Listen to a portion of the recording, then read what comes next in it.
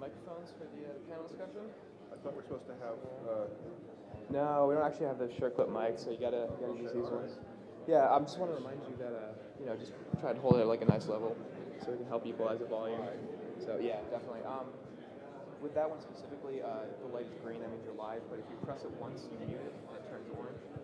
So just right there. So you press that button, it turns orange, and it's muted. You don't have to worry about that, but just make sure that you're talking to it. Yeah, okay. So how does it work again? Yeah, it's always on, it's fine. Are you going to make them share them? Yeah, or you can share with that gentleman. We like to think we're all friends. How do you mute it? There's nothing here. You can just turn it off if you'd like to. Okay, mine has no mute. Yeah, but you don't even have to worry about that. Just keep in mind that make sure it's on. Yes. So, and make sure that one's not muted. Yeah. Gentlemen, here's a mic for you all. Just want a mic, so you try and hold it Close. High level, right? We'll try to equalize those settings, but try to keep it high level. You just take it down.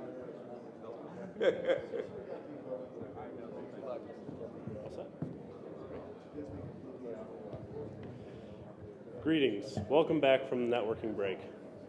It's my pleasure to discuss the next panel is going to be hotels to homesteads. What technologies will bring us from space hotels to the next generation in settlement?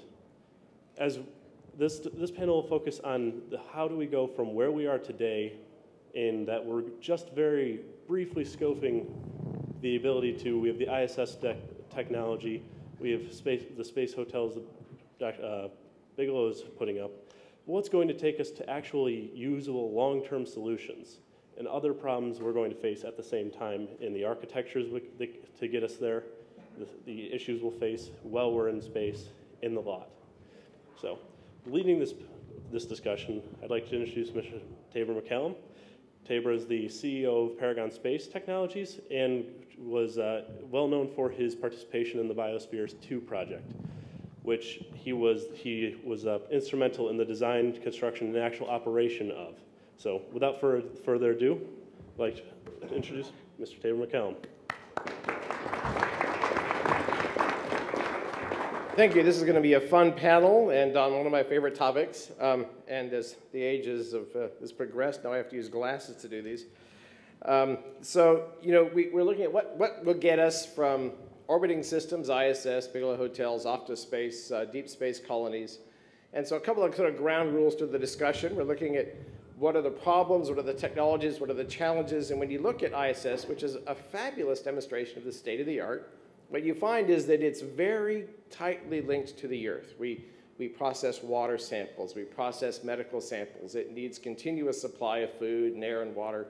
It is really linked. It is a very strong umbilical, which is why there's a fabulous commercial market for supplying the space station with all those good things. So we're, in many ways, really glad that the station doesn't have a fully functioning, absolutely closed life support system, because otherwise there wouldn't be such a market for bringing stuff up to it. So that's all fine and good, but let's look at what are some of the existence proofs we have. We know we have launch systems, we have propulsion systems, you have guidance, navigation, and control. We can land things on Mars. And then we have other maybe more fuzzy things. What about the psychology? Those 8 people in Biosphere 2 that went nuts for 2 years, locked in away. And their environmental control and life support system that lost oxygen and had food problems and all these other issues that came up on a ground-based, mass unlimited attempt to make a closed ecosystem. So it's obviously a topic near and dear to my heart. We have a fabulous panel. I'm going to introduce them, and each of them are going to give a short presentation on the topic, and then we'll have questions and a free-for-all and a food fight if we get lucky. Let's see. So we'll start off with the big picture, the architecture, as Marc puts it, the Astrotecture, something like that. Marc started at Ames doing in the facilities engineering branch. He has an illustrious history in figuring out the big picture, how we're going to do it, what are the technologies we need. He went to the space station program, he looked at station concepts and developments. He worked at NASA headquarters, eventually became a charter member of the Space Human Factors Office. So this guy knows those issues inside out. Worked on numerous projects from the Human Exploration Demonstration Project, SOFIA, Mars Astrobiology, Surface Science Lab. He worked at headquarters to develop the Habot, the habitable robot, mobile lunar base. helped to organize the Space Architecture Working Group within the AIAA Engineering Technical Committee. He has just recently, last year, founded Astrotecture, which seeks to focus on research, planning, and design in all gravity regimes. Congratulations to you for taking off on your own. His interest in spaceflight goes back to viewing Vanguard and Sputnik 3 and Explorer 3. Excellent. And he received his PhD from the University of Michigan. So, Marc, give us the big picture. Tell us what our challenges are and what's your point of view? Okay, thanks. May I have the first slide? I don't know how I'm going to wake up after that introduction. Food fight, no. Okay, so what I'm going to talk about is the crew productivity figure of merit. This is a project that I started when I was at Northrop Grumman for the Altair Lunar Lander program, and I'm continuing to develop it, although most of what I'll show you is from that period in 2008, 2009. Next, please. So the background is that in aerospace, we traditionally use 4 figures of merit, which are mass, cost, mission success, and crew safety. And this initiative adds a 5th equal figure of merit, the crew productivity, FOM, to ensure sustained and successful crew activities for any mission duration. And this becomes increasingly important as we go further out into deep space, back to the moon for long periods of time, to asteroids, to the Lagrange points, and onto Mars and beyond. Next. So just the scope of this still has a somewhat lunar lander flavor, but we need to look at the areas of design strategies, extreme environments, infrastructure, missions, and operations. And the most significant thing, again, are the mission durations, which we're really, when we were talking about going back to the moon, we were talking about mission durations 3 times longer than Apollo for Altair, for sortie, go anywhere sortie missions. And the extreme environments, which are very important, include thermal cycling, hypogravity, radiation, micrometeoroids, extremes of light and darkness, and toxic dust.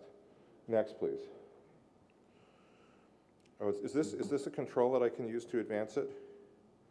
Let's see if it works. Okay, so one of the things that the crew productivity FOM addresses are the 5 showstoppers for deep space and Mars. And these are hypogravity, radiation, the need for regenerative and bioregenerative life support, Mars dust, and planetary protection. And I feel safe on at least 2 of these that there's no threat of contradiction from Tabor or Irene or John. Oh, right.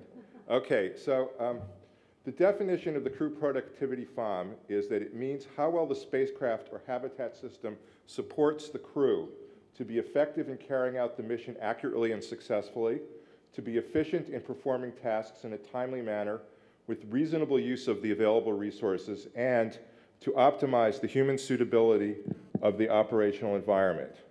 Now, the first metric is crew time in space, the availability and the ability to use it. And crew time is the most precious commodity we have in space programs. It's really the most expensive thing. Astronaut time comes out at hundreds of thousands of dollars an hour for an EVA. And crew productivity is an innovation in how NASA and the aerospace industry can do business. And hopefully it will be embraced by NewSpace as well. So, for example, over the period of time since the Apollo program, the allowable exposure limits for radiation have been severely reduced, particularly if you look at the career limit in the right column. You'll see that it's been reduced from 4 sieverts in 1970 down to 0.6 for a gray equivalent, or for a female, or 0.9 sieverts in 1997.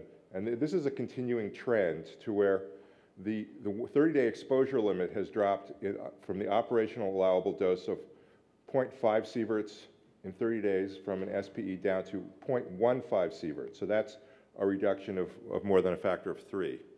Next, please. And these don't even begin to address galactic cosmic ray particles. So lunar dust is a severe threat. In only 22 hours of EVAs, the astronauts on Apollo 17 found that dust became a serious irritant, and it's toxic, it's abrasive, it can clog filters, it's probably carcinogenic in the short term. Next, please. Another example of a stressor is the severe contrast of dark and shadow. And the significance of this photo from Apollo 13 is that the shadow was so dark that when Pete and Conrad and Alan Bean stepped into it, they thought the ground sloped away very steeply, but in fact it was just a shallow slope. And for the science fiction fans here, who was the first person to predict this phenomenon on the moon?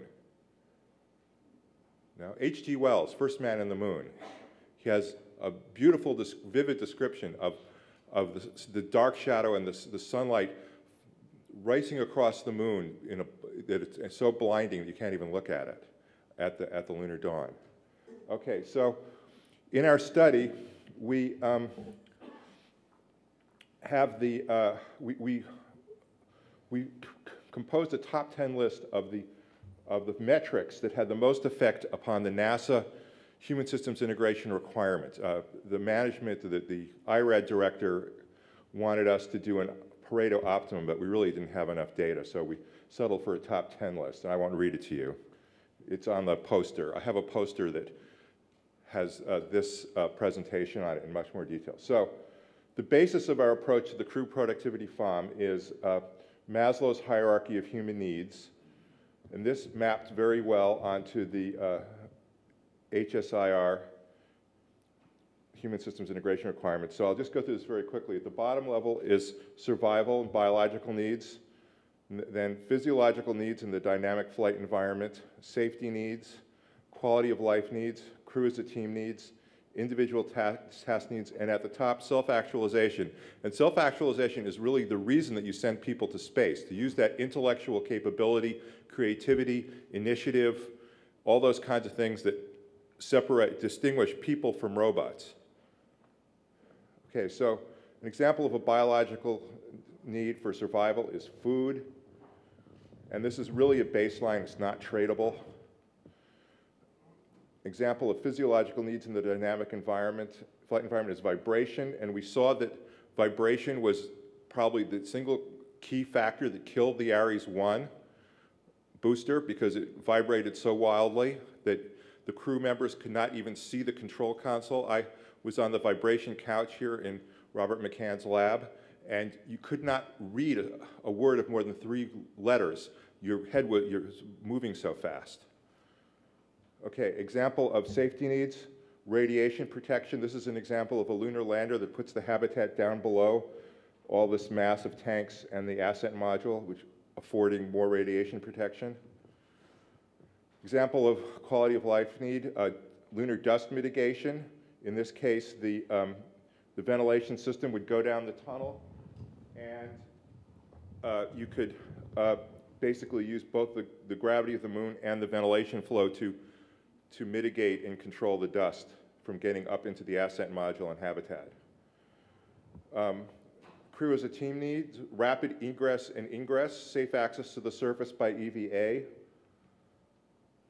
Individual crew members need to perform a task. In this case, it's window viewing from the ascent module. You see the pilot position there in this cross-section.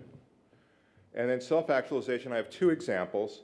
The first comes from the first Space Lab mission on Columbia STS-9, where after they had a tremendous amount of difficulty opening the hatch, all the crew members raced in to catch up on doing their scientific work, and they discovered that the schedule didn't provide for the sharing of equipment and the time usage, so they were all bumping into each other. They were very enthusiastic, and so we learned important things about how to allow self-actualization and creative work. And then here's another example from Skylab, where you see Ed Gibson at the Apollo telescope mount console, and was on Skylab 4, and the Skylab 3 crew up above leaning against the console.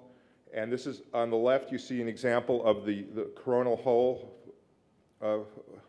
photographs they took, which were very significant for the research on solar phenomena. Anyway, so Bill Douglas, who was the flight surgeon of the Mercury 7, conducted an anonymous survey of the Apollo astronauts in preparation for space station, and his report has this quotation: "Let's ease off on the workload. Let's let the astronomers have some time to just sit there and look through telescopes. What's wrong with that? That's where all the great astronomers got all their great ideas anyway." And this goes to the point that productivity does not mean scheduling everybody down to the last microsecond. You've got to allow people time and freedom to do creative things. So the take-home message for NewSpace is, NewSpace implies doing new things operationally, technically, and scientifically in space. It doesn't mean only, to me anyway, being a private party and taking all the risk, although that's what I'm doing right now in my business. The crew productivity figure of merit makes a new departure to determine and support the requirements for humans in space, particularly for long-duration mission. It establishes a framework for the rationale to solve the leading problems, such as the 5 showstoppers for deep space. And one thing I've observed here, I added this after talking to some people here, is it is not a help for new spacers to insist that we do not need the essential human research because it will only cause delay, and we can just go to Mars and just go do it, you know. No, we can tell you exactly when you'll die and how. And so we need this new space community to advocate for this essential research and development and to support funding for NASA to lead in performing this role on the original NACA model. Okay, thank you.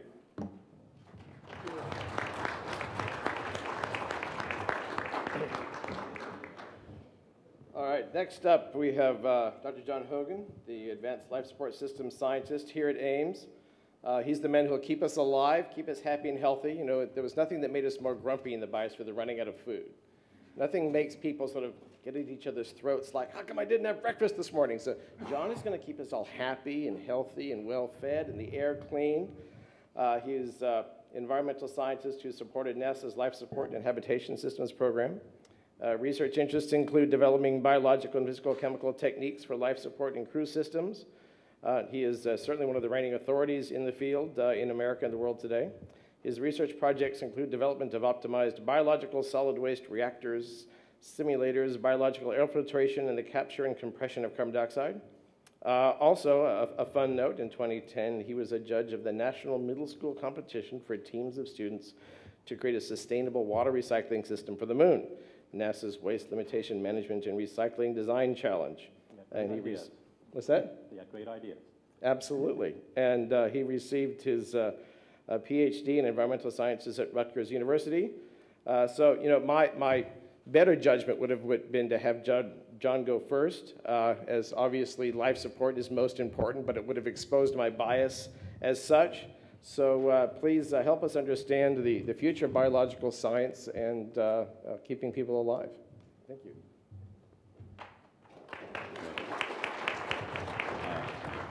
Thank you, Tabor. It's a great pleasure to be here, and I'm going to talk to you today about human life support and what it takes to live away from Earth. As you know, and it depends on the day, it can actually be quite difficult even to live here on Earth, especially certain environments that even with the exquisite and the highly sophisticated life support systems that planet Earth affords us.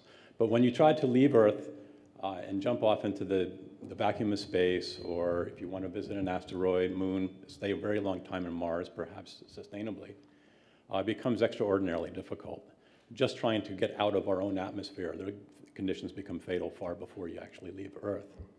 So we need to bring our life support systems that Earth normally affords us with us, both physical systems and the functions that they provide. So what are those functions? Well, the major players are in any spacecraft, including an EVA suit, a larger spacecraft, habitation vessel, include maintaining the correct pressure, managing the water in the system, providing food, as Tabor mentioned, managing the air within the system, the temperature, providing radiation protection that's appropriate for the mission, dealing with waste removal, and dealing with gravity. And different missions are going to have different requirements and different ways of handling that. For example, the early missions, Mercury, Gemini, Apollo, this was pretty much like a backpacking trip. We would take all of our food, water, and air with us. We might vent a couple of things, but for the most part, we brought everything back with us. So these were very simple systems for short duration missions, and they were appropriate for the time. It's the technology that we had at the time. Skylab, even though it was up there for manned for about half a year in total, there were really no significant regeneration of materials. We brought it up. We had very large Saturn rockets to do that. You can see here this white large tank right here, which was an empty fuel tank, became the garbage can, and that tank actually became filled during the missions. So you can get an understanding that there are some issues associated with using consumables. Likewise, shuttle has always been relatively short missions, a couple of weeks. So we don't have regenerative technologies there. We're bringing materials up, bringing it back with us. International Space Station is actually the first vessel that has significant regeneration. And those have been added just recently, actually. And it makes a lot of sense. I mean, the station is going to be up there for well over a decade, at least to 2020, perhaps beyond. And it becomes very expensive to bring up materials, water, air, food, anything up the station. So it becomes a very cost-effective means to start to regenerate, to use regenerative technologies to recycle air, water, and waste, various materials over and over again to reduce the up mass. So on station right now, we have a wastewater treatment system that brings wastewater to drinking water, and that is in operation now, and it's doing a decent job. And there's some improvements that we need to work on those systems. And just online, I think in June, was a conversion system for bringing carbon dioxide back to oxygen. And I'll talk a little bit more about those. So it's a good start. So the station is a good start. It's going to be a good platform for us to test a lot of these technologies. We're going to have some time remaining in there to bring up new technologies, to at least do demonstrations, to learn how to live more and more regeneratively in those systems. But if we want to go to the moon, or if we want to go to asteroids and stay out for a long period of time, the amount of regeneration that we need in our technologies needs to increase dramatically, especially if we want to go to Mars. If we want to go out there for years and set up a base and become more and more sustainable, perhaps to the point of being self-sustaining, it's going to require a high degree of regeneration and use of, because there's never 100% closure in any loop, there's always going to be some loss. We need also to think very carefully about in situ resource utilization. How do we use the resources of wherever we're at, be it an asteroid, be it Mars, and bring those into our life support loops and create a system that becomes more and more self-sustaining. So this is a long process. Mentioned before, Pete Warden was talking about sort of it being a process of moving from one place to the next. And life support is kind of like that as well.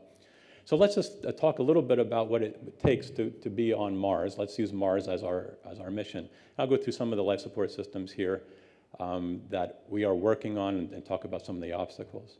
So you can see here that there actually is an atmosphere on Mars. It's very, very thin. It's mostly carbon dioxide. It's about the same mass per volume as it is here on Earth, so it's tiny, relatively in the parts per million range around here. So we're going to have to live in a pressurized vessel, of course. And within that, we're going to need to produce oxygen. We're constantly using oxygen. And we hope to do that from the CO2 that's produced metabolically by humans. On station right now, there is a Sabatier unit that is attached to the carbon dioxide removal system. And from what I understand, it's a pay-as-you-go, so the company that built it is actually getting paid per kilogram of oxygen generated. So there's an incentive to actually do a good job and get as much as you can. We'll also be looking at, also the systems deal with the contamination of both chemical contamination and particulates. And this is an oxygen generation system. These are disposable LIO canisters for CO2 removal on shuttle. And this was the famous Apollo 13 LIO fix that they called the mailbox. Here at Ames, and a lot of the work that I'm working on right now is actually dealing with carbon sequestration. It's very important. If we were in a room like this and sealed it up, very quickly the CO2 would reach concentrations that would become fatal. So we need to pull it out constantly. So we need very high reliability systems. We need high energy efficiency systems as well, systems that don't use consumables. So we're actually developing systems that are high efficiency CO2 removal and thermal swing absorption compression systems, which rid the need of using mechanical compressors, which actually will need replacement with time. So that's something you need to think about, hardware replacement with time. We want to avoid that if at all possible. On Mars, at one point, they believe it looked like this. It was a place full of water, oceans like our own. Whether it was green or not is debatable. But right now, we know that it looks a lot more like this. And so water is extremely precious. And so we need to bring all kinds of wastewater to drinking water quality. This is the ISS system that is currently on ISS. And it's recovering about 65–70% of the water. And that company is also getting paid per liter of what they bring back to us. And the idea is that by recycling this, we're eventually going to be more cost effective. These systems need to disinfect the water and remove the organics, inorganics, and again, we're looking how to maximize recovery. Brine is a major product of this system, and we're trying to find ways and new ways to either reduce the amount of brine produced or to get the water out of the brine, and we're actually working that here as well. Here at Ames, the water team is looking at a number of different technologies using physical chemical systems that are vapor compression, distillation. We're looking, Kennedy people have been for years looking at how to use plants actually to treat wastewater, gray water, and also forward osmosis and direct osmotic concentration systems, which are actually being deployed as a demonstration in our center's sustainability base, which is right now the most green building in the federal agencies. And the idea there is to treat the gray water in the building and use it as a long-term demonstration for a NASA technology. Food production is a giant area. If we want to go someplace and stay, the only way that we know to make food right now is biologically, and we'll need to make it on site, in situ. So there's no hunting and scavenging on this landscape, so we're going to become farmers.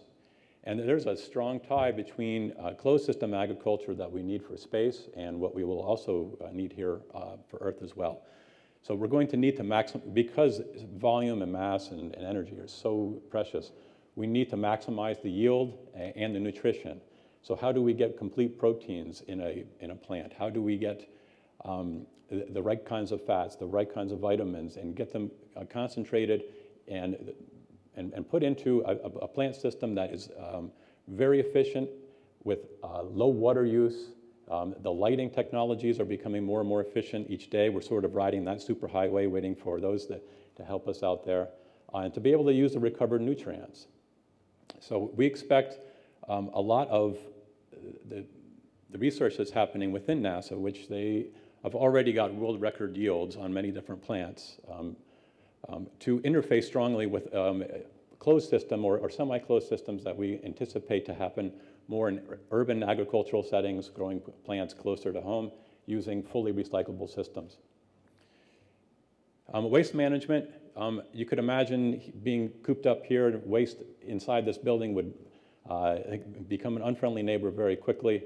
And so waste management from that perspective is very important. But perhaps even more important is that if we decide that, oh, let's throw it out the door onto the surface, well, we've lost those resources. So we don't want to think that way. We want to actually take our waste and think of them as resources. So obviously we want to reduce the volume, and we've got to control odor and sanitize the waste, but we're much more interested in how do we take these materials, let's not call them waste, and turn them back into valuable products such as water, oxygen, fuels, nutrients, building materials. And we have a project going right now here at Ames. We're trying to utilize the cradle-to-cradle philosophy by maximizing the upcycling of materials. So we're taking trash as is, which is about 30% plastic, putting it into a compactor that dries the material, we recover the water, it melts the plastic slightly, and it forms a very hard puck. And this puck with plastic has a very high hydrogen concentration, and it was probably likely a very good radiation shield. So we're looking about the buildup of small localized radiation shielding in spacecraft with waste. Lastly, and I'll just touch upon this, energy production. Usually it's not considered to be part of the life support scenario, but obviously it's a very critical part of learning how to live. There's no oil rig here. There's no oxygen to burn oil anyway. So we're going to be harvesting energy in a very different way. And NASA has been on the forefront of this since before Apollo, trying to find ways, creating solar panels, fuel cells, did a lot of wind work. Actually, within NASA at Glenn Research Center, was Lewis at the time, they, in the 70s, had 2,500 people working on alternative energy systems way back when, looking at advanced storage. But one area that life support is starting to interface, actually, is the development of fuels, both from waste, both through physical chemical means and biological means. We have a couple of projects here at Ames looking at how to produce fuels from either the CO2 from the Martian atmosphere or from waste. So with that, I'll wrap it up and just leave you with the old adage, life support systems, don't leave home without them. Thank you.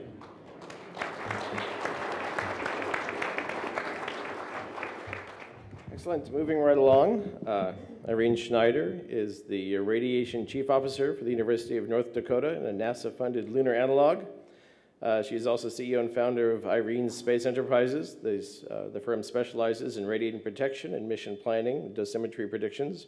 She has a long life passion addressing the critical issues of emergency scenarios that arise if astronauts on a space mission would be exposed to major solar storm, potentially compromising the mission or the health of the crew.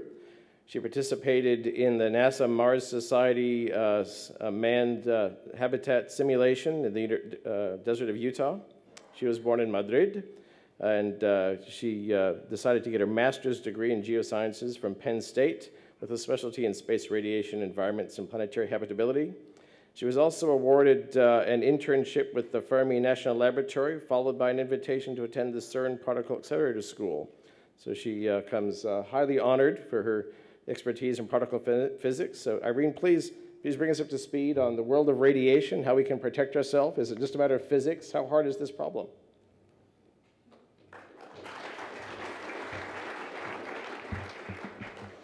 Well, actually, I didn't know I had to present, so I'm going to improvise. Do we have internet connection, or if not, that's okay. I want to say, to answer your question, at IC, my newly founded company, we don't do radiation because it's easy, but because it's hard.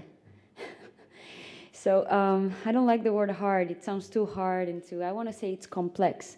And there's nothing of a problem that, even regardless of how complex it is, that cannot be really tackled and solved without a good analysis. So at IC, not only were the first ones commercially to tackle this problem and serving the space industry, but we are also the ones that are doing very detailed analysis that are tailored to the exact requirements of the client. So, for example, in radiation, I want everybody to understand that it's not a problem of, okay, I'll design my mission, I will build my spacecraft, and right at the end, I'll think about it and I'll put some plastic or some maybe water, that's it. That's not radiation protection. It's kind of like when you are going to design an aircraft and you're going to fly it for the first time. There's so many testing and analysis that go into this until you actually see the performance of the aircraft. So it's kind of like that. There's a lot of thought going into it. We use state-of-the-art codes.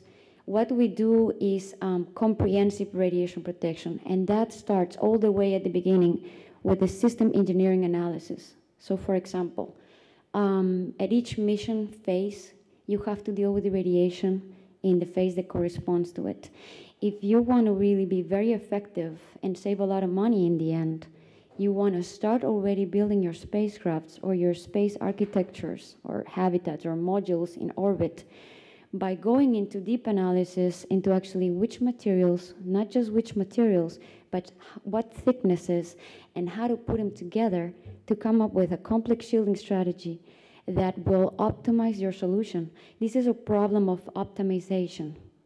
There's not one number. People come to me like, so how many meters of regolith? No. You know, it's like you have to run the analysis and you have to know what's best for you. Why? Because you don't want to go too much into the protection. You don't want to have too much shielding. You don't want to carry too much. There's no need for that. You can really optimize your solution. So that's where the analysis come in from. Sometimes you don't need that much if you use the right materials in the right configuration. Sometimes you don't need tremendous amounts of water. I've heard really big figures. Of course, we have to talk to the mission planners to also make sure that we come into with life support, because the water is a dual or triple use material. So it's a great material for radiation protection because it also can serve as life support. So you want to really tailor your solution together with the system engineers, with the mission planners. Then we have, for example, other factors like when are you flying, which year? Are you flying in solar maximum? Are you flying in solar minimum? Our codes can simulate all these together with the spacecraft configurations. What is your inclination? For example, if you're flying to a LEO, low Earth orbit mission, not only at what time, but also how many times are you going to cross the Van Allen belts. All this has to be simulated beforehand so that you can do your projections. How much dose is your crew going to get? How many times can they fly these missions? I don't want to get to a point that I haven't even thought about this, and suddenly after a year, I have to ground all my crews, and I have to hire new pilots, new astronauts. That's a lot of loss of money. We're talking a commercial space industry. So obviously, it's very, very important to have all this analysis beforehand. In terms of, for example, our expertise, we have core expertise not only in low Earth orbit, but also in deep space, and that covers asteroids, the moon, Mars, for example. I love the case of Mars because the case of Mars is slightly easier than the moon, believe it or not. The moon is very harsh radiation environment, no atmosphere, no magnetic field, really bad. However, you know, it's a short distance type of trip, so it's a different thing. So you not only have to think where you're landing, where you're going to be, but also how long is it going to take there. And we all are very familiar with all the discussion about which propulsion system, can we have shorter travel times, can we shorten this? Now, why is this? I want everybody to understand that when we're dealing with radiation, it's a very complex trade-off study. We're trying to see who's the worst monster here. So, for example, we have several contributions. If we're flying a LEO mission, we're going to get the worst contributions are going to be from the Van Allen belts, from crossing them successively, right? In the South Atlantic anomaly, right? We have to calculate for that. But we are under the protection of the magnetic field, which is superb. We have a force field here on Earth. So we don't have to worry so much about cosmic rays, galactic cosmic rays. However, if we exit the magnetic field, then we're going into deep space. And if we're going to the moon, or if we're going to Mars, then not only we're going to cross the Van Allen belts, we're going to be subject to cosmic rays. We have to take into account that exposure. And we might be hit by solar flares, solar storms, particularly in this cycle right now that we just entered. It's a solar maximum, and is one of the most ferocious. It's predicted to be one of the worst in recorded history. So one of these monster flares, first of all, they're unpredictable. Each of them are different. You can not only predict when they're going to hit, how long they're going to last, or how they're going to look. So it's completely random. They can also take place during solar minimum. When you read things on the literature or even on the media, and usually people put a lot of emphasis on the solar maximum, but they can actually take place during solar minimum as well, with less probability, but they are there. So we have to think about those. What we do when we run a very deep analysis, I personally like the middle way. I'm very moderate and when it comes to, I'm not an extremist. I don't want to say only, oh, everything is really horrible and really hard, or oh, this is easy. We don't even need to look at it. I like to take the middle path and be very moderate. But when you do a good analysis, you have to think about your worst case scenarios, your nominal profiles, as well as the case in which you don't have any solar flares. So we run all those cases. In terms of the worst case scenarios, you may have read that NASA, by the way, we follow most of NASA thinking, even though we sometimes depart from that, because we also are developing new methodologies and new strategies of thinking. And I'll give you an example now. For example, if you are going to think about your worst case scenarios, well, we run the cases for the worst solar storm events ever in history. And there you have to take into account, for example, if you're flying with a spacecraft configuration such as Apollo. Apollo was made out of aluminum. There's not a worse material than that. Of course, back then they didn't know. If I read the reports of Apollo, the dosimetry, which means when they were recording the radiation, they were making the doses, some of the detectors were not that appropriate. They didn't know that much. So actually those doses are underestimating the true environment. New simulations, new codes that are coming right now are adding new contributions from the research, and they're seeing that it's not dramatizing it, but they're seeing that some of the contributions could have a little bit more effect than previously thought, okay? Also, the interaction between these high energy particles and the actual cells and the biological systems is not very well understood. Why? Because the only data we have is really coming from Hiroshima, Nagasaki. You know, these are nuclear bombs, and they're very different type of radiation as well. So that's another thing. Second, the other data we have is really from, medical research, which is also different type of radiation. And the other type of data is coming from the astronauts flying into LEO. Of course, we have the Apollo astronauts. The thing with the Apollo astronauts is that they flew for very short periods of time. And they were very lucky to skip one of the worst solar proton events in history in 1972. I call it the lucky strike. Because had they been there on an EVA, that would have not been a pretty thing to talk about. And I'm personally a fan of the astronauts, so I don't want to see anything bad happening to them. So basically, you can't design and fly a whole mission just thinking, oh, well, we're going to be lucky, or, oh, nothing happened in Apollo, therefore nothing's going to ever happen. That's not true. They were lucky. What else I wanted to say about, but for example, some of the departures of the traditional philosophy. You may all well know that all radiation disciplines, for example, nuclear reactors, radiation workers, their guiding principle is applying the ALARA philosophy, which is as low, as reasonable, as achievable. This is important because you cannot just go crazy and say, okay, I need 10 meters of regolith. No, you don't. If you run the simulations, we can really optimize these. We can really, make it so optimal that you would be surprised of how little compared to those really massive estimates that I don't know exactly how, they're really dramatic.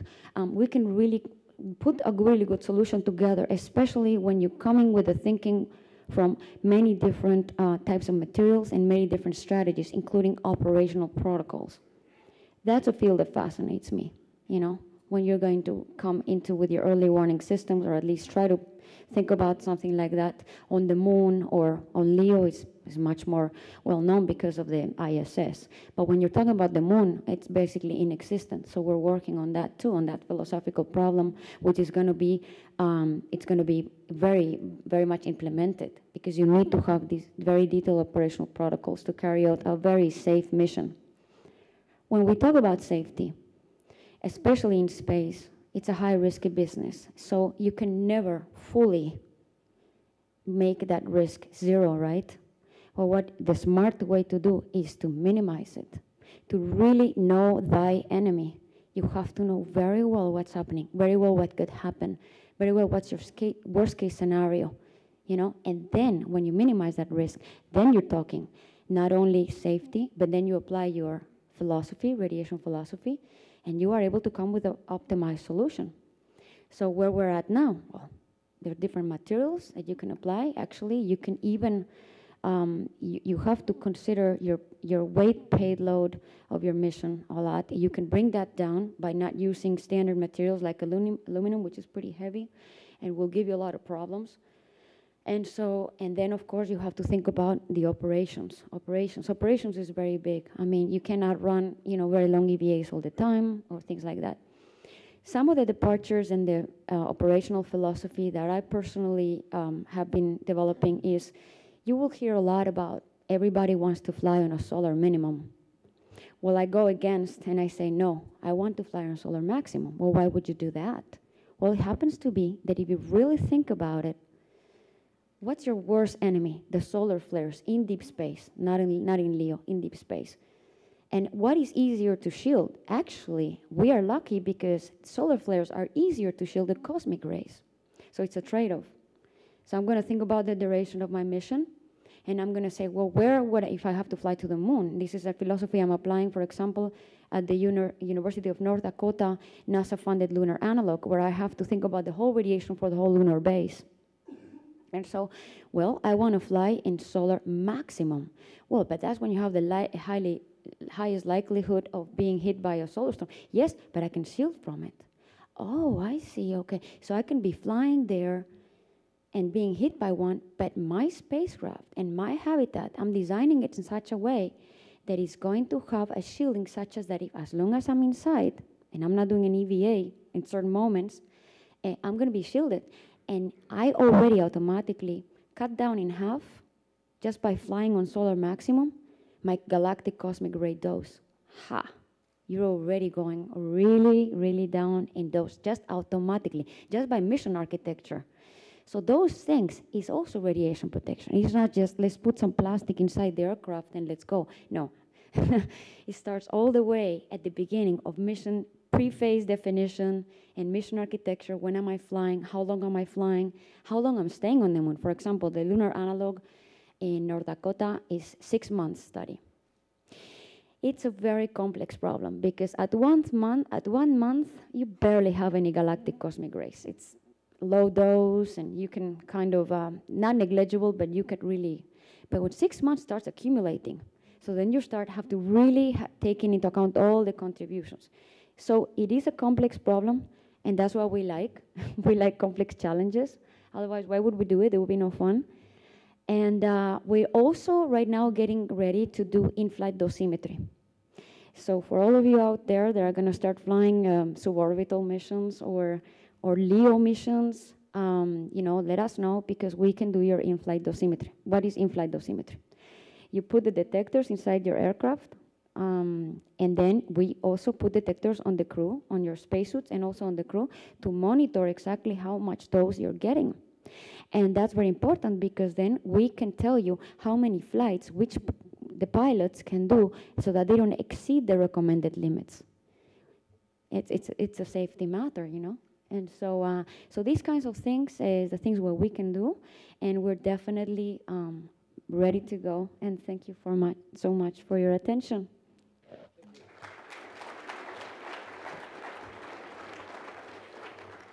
All right, last but in no way least, Joe Carroll of Tether Applications has many decades of doing what all of us would really like to do very often, taking ideas to real flight hardware and getting the data and doing the good engineering. He has a host of concepts that he's put together, from deployment systems and 4 to 20 kilometer long, tethers in orbital space flight, as well as slinging payloads into higher and lower orbits, and electrodynamic reboost using tethers. So take it away, Joe.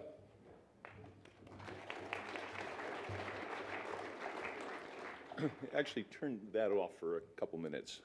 It's a Saturday morning. You folks must really love this subject. It's a beautiful day outside, and you're in here. So a little bit of time for audience participation from a clearly dedicated audience. How many of you have heard of a book called Packing for Mars? Okay, how many of you have read it? Okay, get it and read it, everybody. It's just plain fun. okay? And it's, yeah, okay. Yeah, it's just plain fun, and it's very well done. And, you know, everything that a good NASA program manager would not like you to know in order to help sell his program, it's all in that book, okay? It's all readable. I asked Dr. Jim Logan, who he and John Charles, both of JSC, were two of the people quoted the most. And I asked Jim, actually the last time I was here, whether he got taken to the woodshed over his contributions. And he said, yeah, but it doesn't hurt, and I'm used to it. Okay? So it's a fun book. It's a very great introduction to human factors and to why engineers regard people as squishy and don't like to deal with them. You know, the whole spam in a can thing. People are difficult to engineer for and with and around.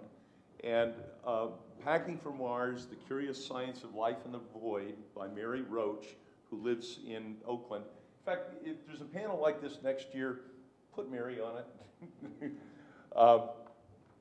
It's really worth reading, okay? There's another book, A Botany of Desire. How many of you have heard of that? Okay, a few. It's a quicker read than Packing for Mars. It's a nice, short, plane flight kind of read. It's got only 4 chapters. It's by a journalist gardener who's later gotten more seriously interested in food. He did a food manifesto and Omnivore's Dilemma. But A Botany of Desire is about plants' view of humans. 4 plants with significant interactions with humans. Okay, apples, tulips, marijuana, and potatoes, and how they manipulate humans to do things that they can't do themselves since they don't have legs and muscles and nervous systems, okay? It's again, a plant's view of humans and how to manipulate them. It's a great read, and it's relevant because if we're serious about settlement, it's going to be more about food than about rocket fuel, okay? Third question, forestieri underground gardens. How many of you have heard of that? Hardly anybody, okay? Look it up. It's a very quirky place in Fresno, right off West Shaw Avenue, just barely off Highway 99, a block or 2 off it. Irregular hours that you can take tours. I was fortunate enough to take one on a hot afternoon last summer, okay? It's a rabbit warren sized for people, dug by a Sicilian immigrant whose first experience in this country was helping dig the Boston subway. When he moved out here and spent his money in Fresno buying some land without ever having lived there for a summer, and then lived through the summer, he started digging down because it was comfortable, okay? He spent the next 47 years hiring himself out as a laborer and digging and planting, making underground courtyards with small openings at the top, and it's just a very unusual place, okay? And the reason it's relevant here is, as Jim Logan of JSC says, we can visit the moon and Mars, but we can't live on them. We have to live in them. Not necessarily 10 meters down, but a ways down, okay, to minimize the total radiation dosage that we get, okay? And we're also going to have to grow stuff. And whether we grow stuff on the surface and go visit it when the farm machinery breaks down or what, however we do it, the underground gardens are a great, quirky, vivid image of how different life may be off Earth from what it is here, okay? Now let me, one other thing. How many of you heard of the Gilroy Garlic Festival? Okay? 100,000 people are expected to visit it yesterday, today, and tomorrow, okay? If you're driving south on 101 tomorrow, you'll just see the Caltrans sign saying Gilroy Garlic Festival. That's how you get there. You don't have to learn the directions. You just follow Caltrans, okay? It's all sorts of garlic-infused food. And I'm saying this as an intentional, vivid connection between space, this conference, and food, because settlement is going to be more about food than about rockets. And to reinforce this in one last way, let me ask you a riddle. what do car engines, rocket engines for expendable launch vehicles, and people have in common? Fuel. And, okay, it happens to be that they each take about 100 times their own weight in lifetime fuel supply. Now, you have to define this properly. For a car engine, it's gasoline. For a rocket engine, it's the fuel plus propellant. And for people, it's dry food mass. But in your lifetime, you eat about 100 times your own weight. Okay? So when you start thinking about going to Mars and living there for a long time, it's a lot more than just getting you there. It's getting a whole bunch of food there if you're not going to raise it. If you're going to stay, as Chris McKay from NASA Ames says, when you go on vacation, you may take your pets with you, but you don't take your plants. When you go to stay somewhere, you take your plants with you, okay? Again, 100 times your own weight. That's your lifetime fuel supply, okay? If we're serious about this, we're going to be serious about food. So let me now go back to my slides. This is the frontispiece. There are two quotes at the beginning of the National Space Policy that came out in June of last year. One is a quote from Eisenhower, and the other is a quote from Obama, given 2 months before at KSC, at a talk he gave in April of last year. The second quote, the second sentence is one that I bolded myself. If this means anything, it has serious implications for NASA and for the country and for this group. Our goal is the capacity for people to work and learn and operate and live safely beyond the Earth for extended periods of time, ultimately in ways that are more sustainable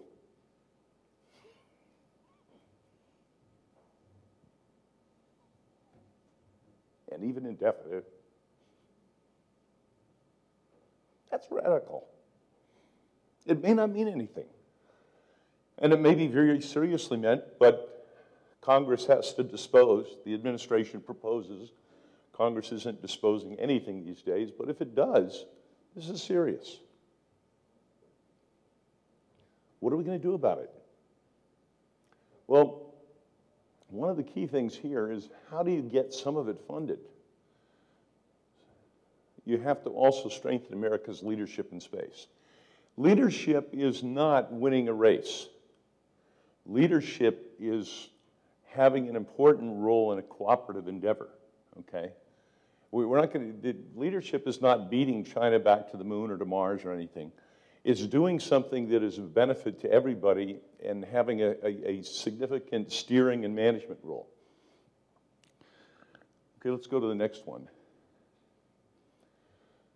Now, I think the major thing I have to say is about food, but the next few slides are actually about gravity, because we know what human health is on Earth, and we know something about what it is in microgravity, Mir, ISS, Skylab, shuttle flights, etc.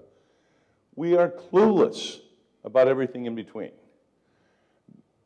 John Charles of NASA JSC has said that he's looked very carefully at the Apollo data, the 12 guys that walked on the moon and the 6 that stayed in the Apollo capsule and didn't have that experience.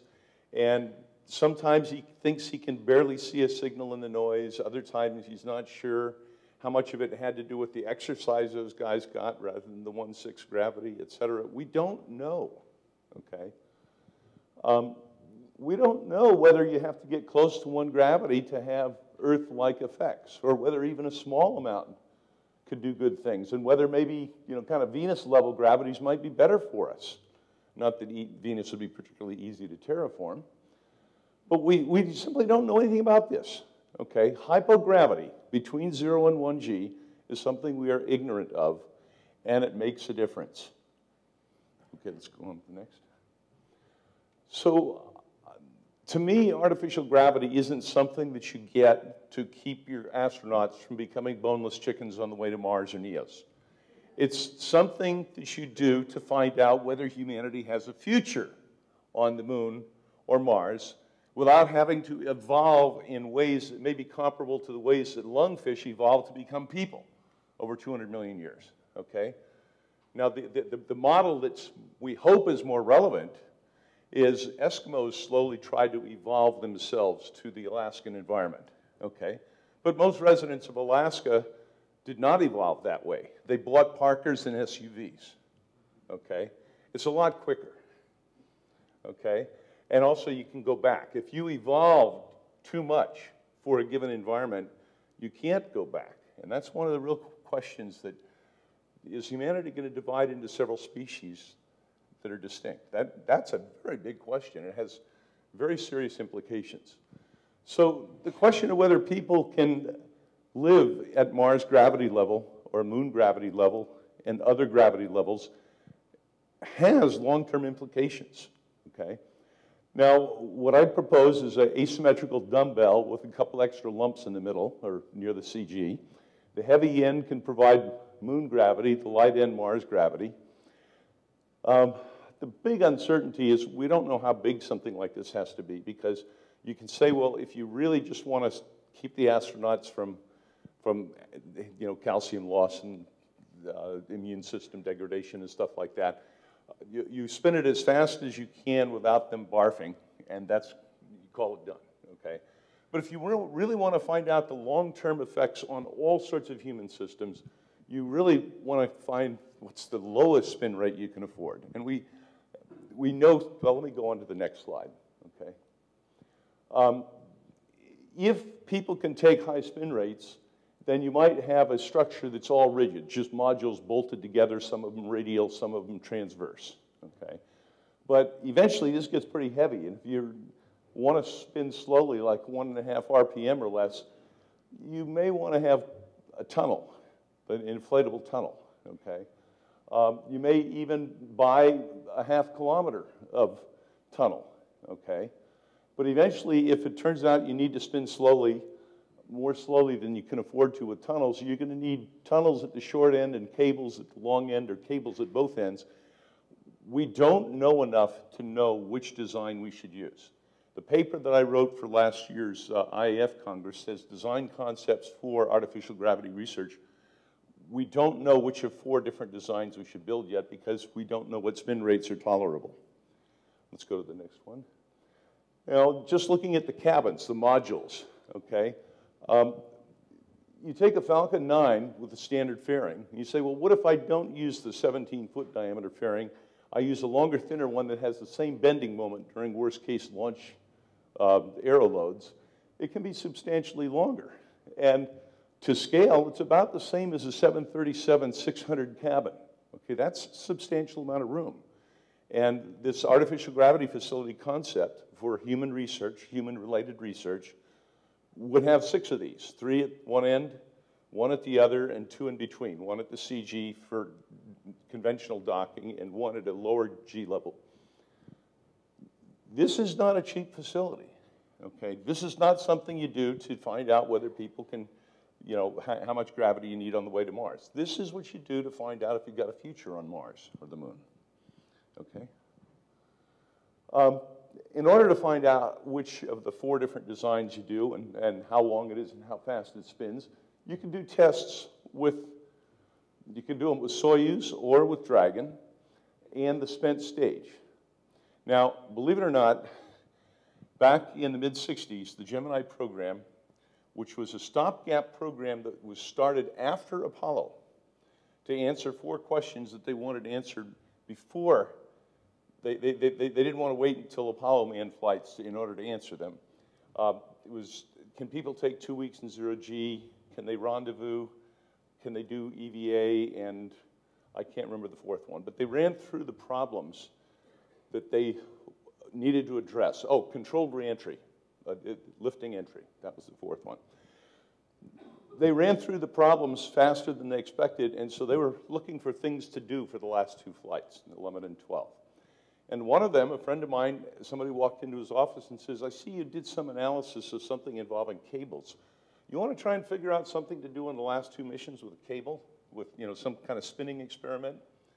Less than 1 year later, Gemini 11 flew with a tether experiment. okay? It was 100 feet of seatbelt material lightly stitched down onto a restraint layer, and they went up to the Ihrenes, joined to it, and then backed away and peeled off the lightly stitched down seatbelt, and then used the thrusters to spin up. At first, they were going to try to actually get sensible G levels, like lunar gravity, but they decided to be conservative and just very low levels. I mean, they couldn't feel it, but they could let go of a pen and see that it was accelerating slowly. Gemini 11 did that with a slow spin. Gemini 12 used just libration, very, very weak forces, okay? Buzz Aldrin remembers the experiment. He was on Gemini 12. He's maintained an interest in tethers. We can do this, whatever we want to. And it turns out that the payload penalty is just roughly the weight of the tether. You have to spend propellant to spin up and stuff like that, but it ends up being propellant that can displace other propellant needed during and after phasing. So this is stuff we can start doing now, okay? I'll go on to the next one. Okay, now just conclusions related to the artificial gravity. Man's been going into orbit for 50 years, and we seem stuck. Maybe it's time to take human physiology seriously before planning long missions. It wasn't necessary for the moon.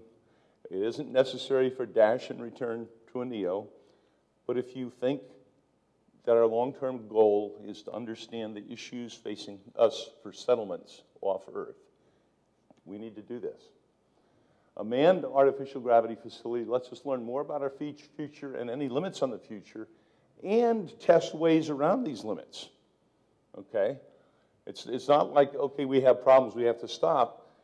We've had problems for the last 50 years for crew accommodation to zero G, but it hasn't stopped us. We've done active research. We've learned a lot of useful stuff. I mean, one of the things we've learned is it's not an easy problem.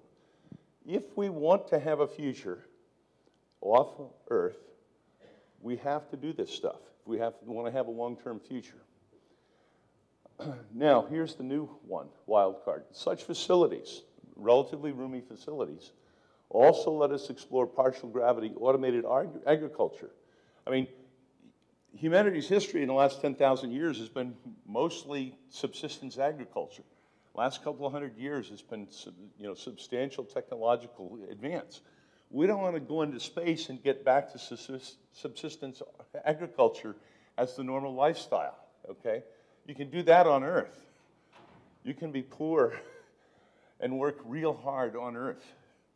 We don't want to return to that when we go into space. So we have to master automated agriculture, ecosystem design and management, diagnostics, et cetera.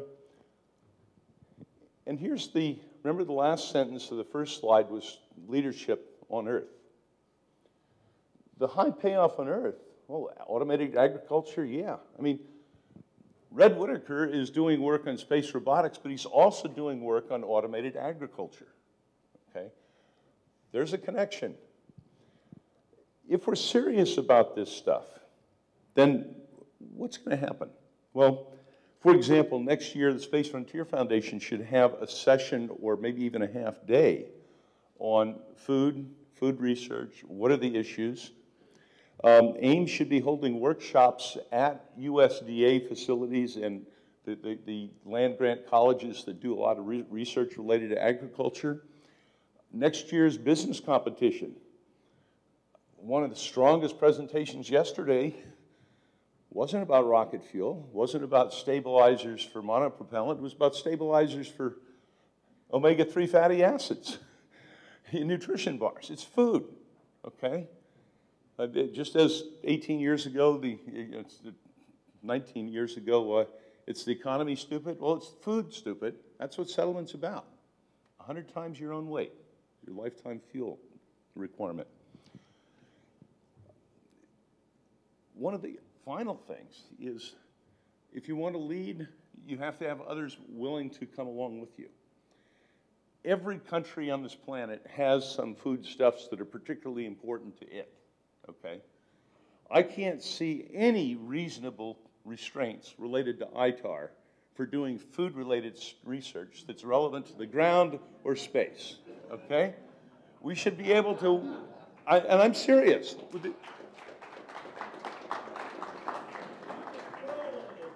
You know, I mean, they do talk about food security and all this stuff. But, you know, you eat pistachios from Iran all the time, okay? Iran should be concerned about pistachio quality and survivability, and gee, it's a rich, concentrated food stuff. I think this is an area where if we're serious, it has implications, and I'm really interested in finding out how seriously we take this. Okay.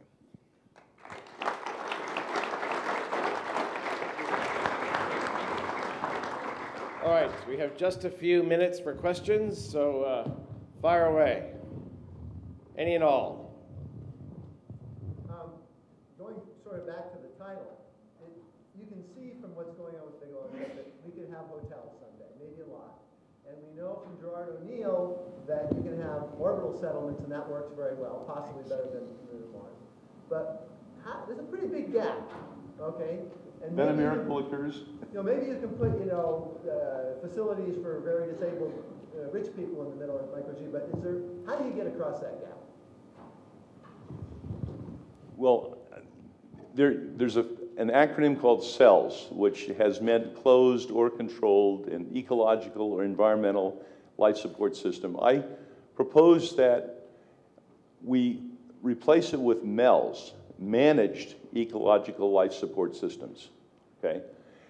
That's where you have the commonality with USDA. I mean, a farm is a managed ecology. You can't completely control it. Pesticides that you use are indications of imperfect control. Okay, the fertilizer you use are indication of imperfect environment. Okay, but a managed ecological life support system is something that the food production people on Earth, and that's a many billion-dollar-a-year industry. Whenever you look at something old in a new way, you learn new stuff that you didn't expect to learn. Okay, looking at major food crops from the perspective of potential relevance to space and Earth, and doing it with researchers that are experts in the terrestrial applications, they're going to note stuff that a space researcher wouldn't think of noting. Now, the space researchers will note things they don't, et cetera, but there's an opportunity to do stuff that has a relatively short-term payoff, starting with experiments on the ground, but, you know, for example, we can't turn G down below 1 on Earth, but we can turn it up. We can have centrifuges and grow plants in centrifuges, and things that were surprising there, that tells us what to experiment with in partial gravity. Okay? I think it's going to be a gradation of closure, very slow. I'd like to answer that question too, which is that basically there is a huge leap from low Earth orbital short-term habitats to a permanent space settlement, and it goes to most of the showstoppers, radiation, hypogravity, all these other things which we don't yet know how to solve. And that's why we need to do the research. And in fact, there has been a considerable amount of research in cells funded by NASA. Unfortunately, the funding was cut. The two cells and squirts were both closed at Rutgers and Purdue.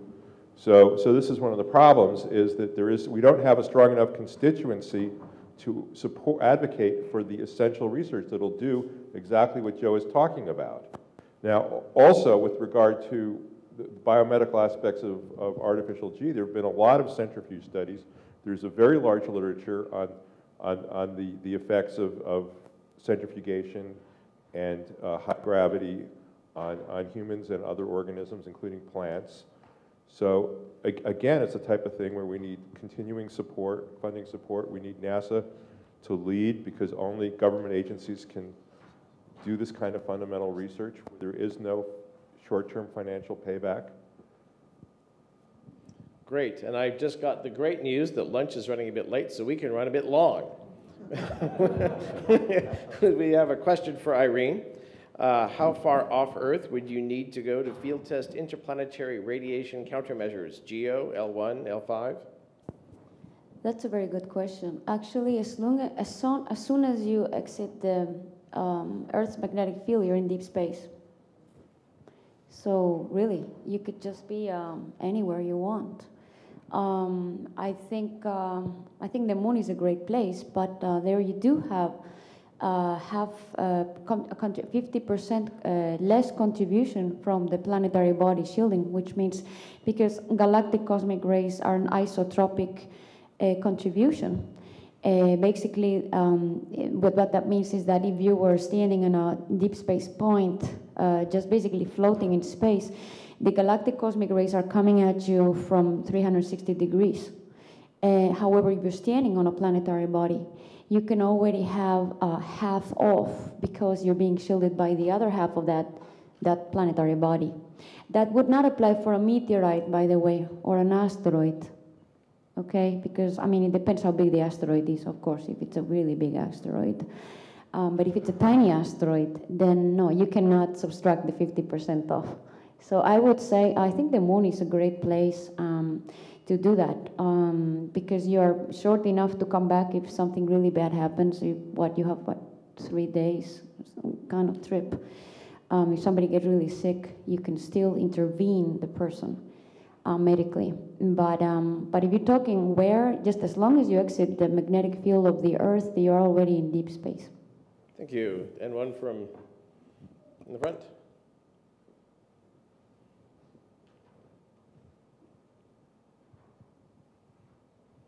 Okay, we started out with the discussion about ISS and its close relationship with Earth and resupply.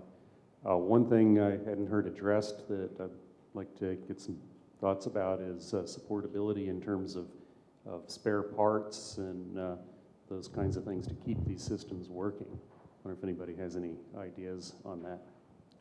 I think I'll do a quick address, and you probably have some comments as well. That's one of the real tricky problems with the whole reliability question is not only what spare parts do you bring up, and did you bring up the right ones? And we're about to get into a very interesting period because an allotment of spare parts was sent to station with the idea that we'll see how far we can get with those spare parts, and others may come up with other missions. So it's a real trick just knowing what spares to bring, but then allotting the human time, which would otherwise be their self-actualizing, to go keep repairing these systems, and you see huge amounts of time doing that. And, Biosphere 2 was brand new, and we spent roughly a third of our man hours and women hours growing food, and another third just doing maintenance of a brand new facility. So the times are large. Do you have any? I think the overall sentiment is you're dealing with different mission types and different uploading capabilities with time, actually. And although we have a lot of spare parts up there already, there is this continual management of understanding what to bring up next in occasional failures on things. Part of the evolution, I think, on this is to actually think about on-site in combination with the development of the system to make it highly reliable, is to make it highly maintainable as a fundamental criterion for it. And to think about, especially as we're starting to move off, and we can use station in some respects as a test bed for this, is on-site manufacturing of parts. There are some parts that you can make with plastic as maybe a actual temporary spare. And so 3D printing, rapid prototyping systems might actually be able to maintain some aspects of that. But there's an awful lot of ideas that are starting to burgeon about how to create parts. Some areas, some things are too complicated to make in space, obviously. But to think about that and as a way forward to eventual sustainability.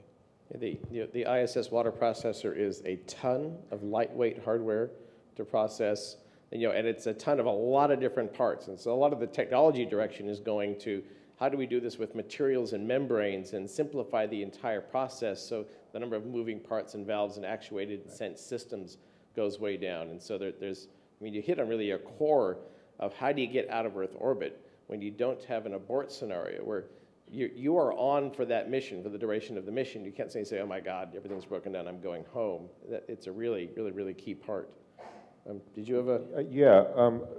Basically, I would say that you need to try to simplify everything. And most of what we do in aerospace is based on design to failure. Like, you want to know exactly when something's going to fail, because too much of something can kill you as surely as too little of something. And you know, you don't want to put extra mass or extra power or extra whatever into it if you don't need to in the traditional model.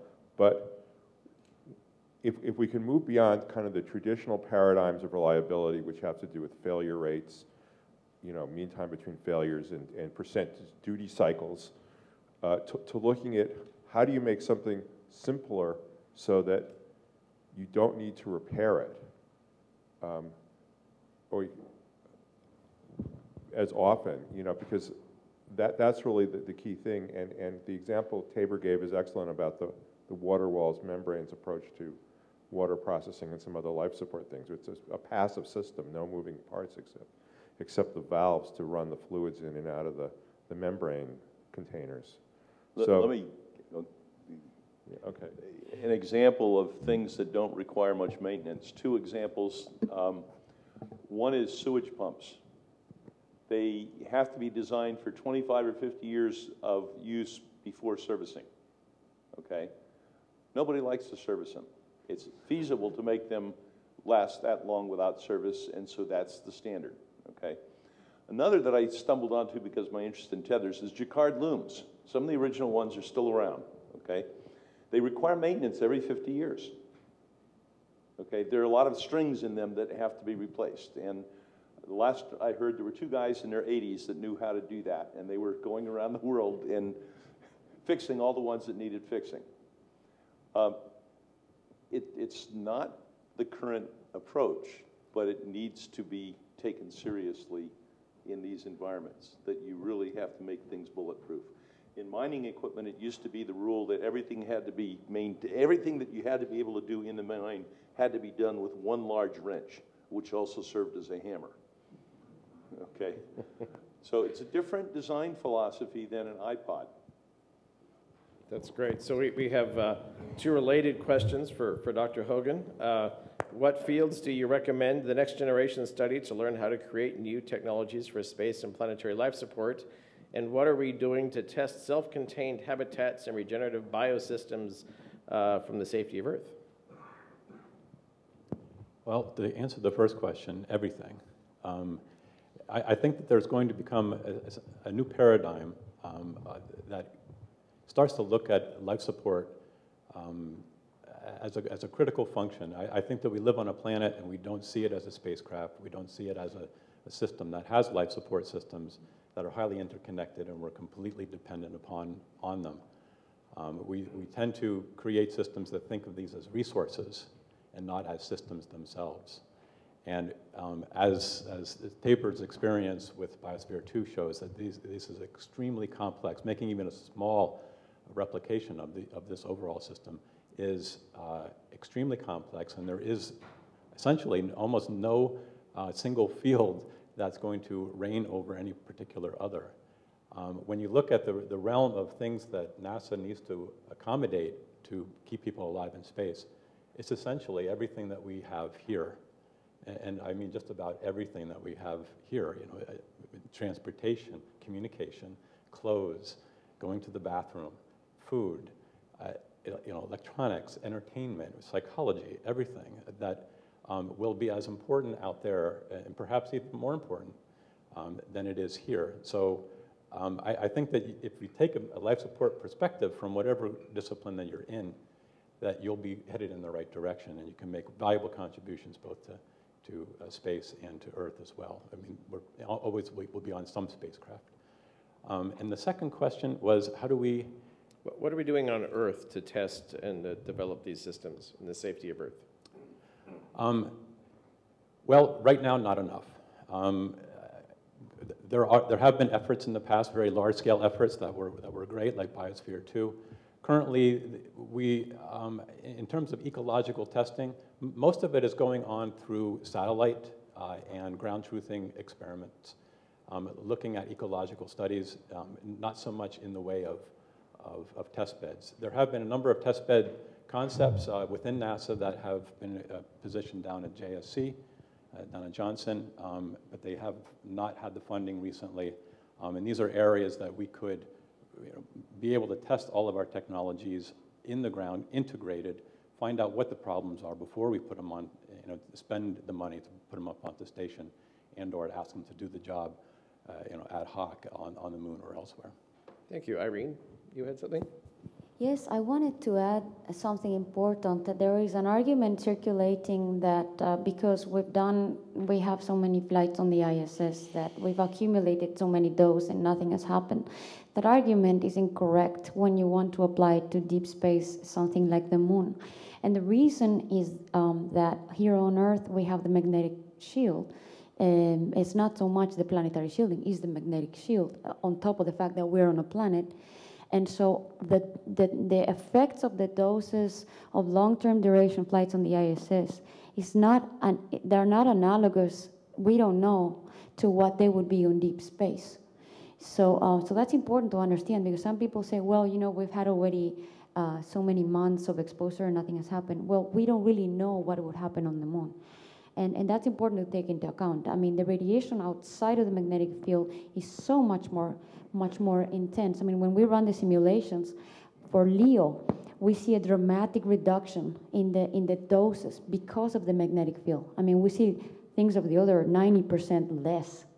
So that's how dramatic, that's how strong the shielding by the magnetic field. A different thing is the polar orbits, which do cross the magnetic cusps. But I wanted to point that out, that you probably will hear the argument that's going around, and it's just not a good analogy at all. All right, we have time for one more in the back.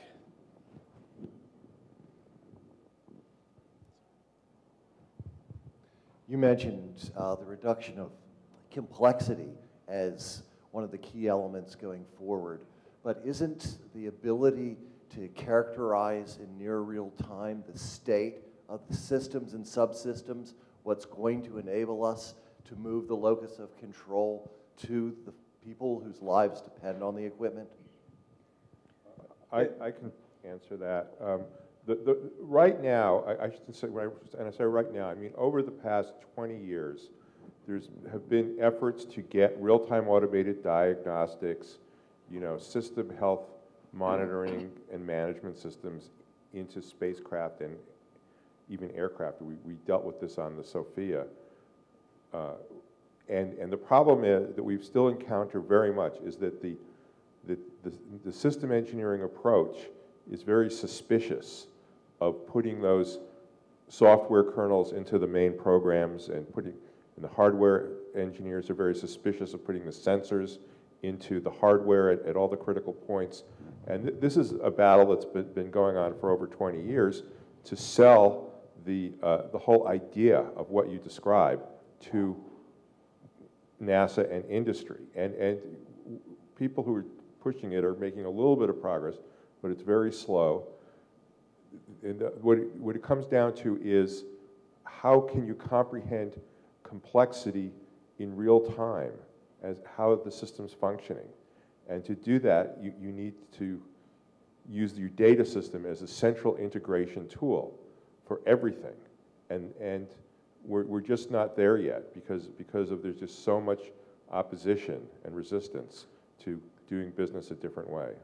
We had, as an example of that, we had vibroacoustic monitoring on every piece of rotating machinery in the biosphere. So we could know when the bearing was starting to go, and try to get some predictive end life, so we would then schedule when I'm going to have to go fix that bearing. That was useful, absolutely, but I would rather not have to go fix that bearing. And the number of times we had to go back to the machine shop to go to fix something began to eat up our time, and Biosphere 2 is relatively new, so it's useful to have predictive monitoring, absolutely, but it's something that's going to be seen in concert with getting rid of the pump and the valve altogether. Microgravity has many interesting mysteries. Normal pumpware on ISS creates, the very teeny tiny little bits of metal. Those are collecting in filter screens and clogging filters in ways never seen on the ground. So we can do all this work on the ground, and we're really only about halfway there.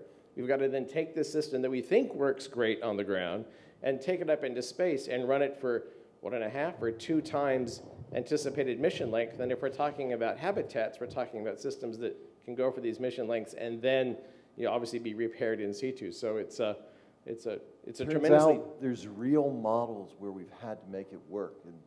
In the world of robotic systems, you effectively have to be able to toggle from an operational mode to the simulation mode and back again.